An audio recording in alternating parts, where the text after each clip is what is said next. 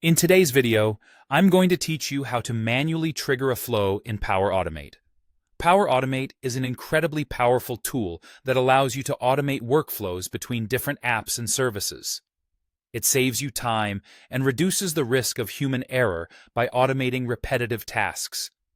But sometimes, you might want to manually start a flow to ensure it runs at the exact moment you need.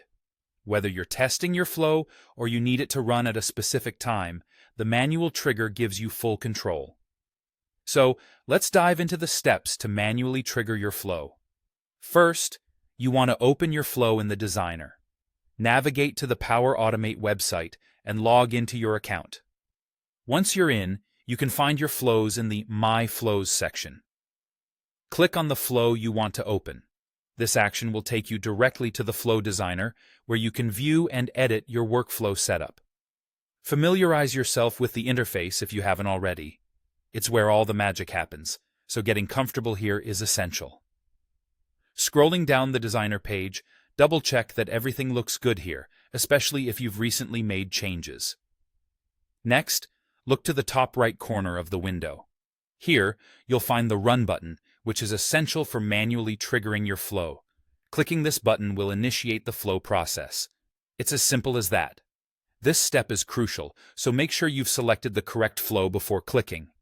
It's always a good idea to ensure you're prepared for the flow to run, because once activated, it will proceed with all the actions it's configured to perform.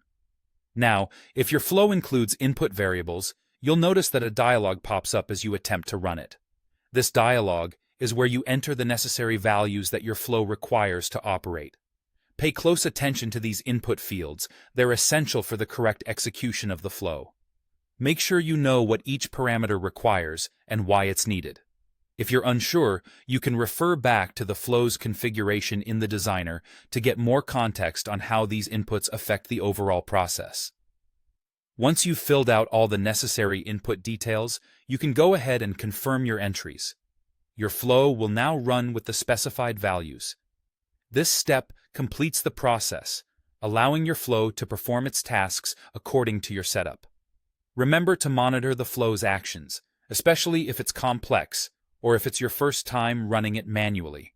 Keep an eye on the outputs and any notifications you may receive to ensure everything runs smoothly. There you have it, a simple guide to manually triggering a flow in Power Automate.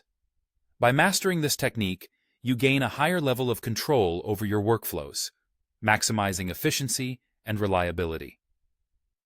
Thank you for watching, and happy automating.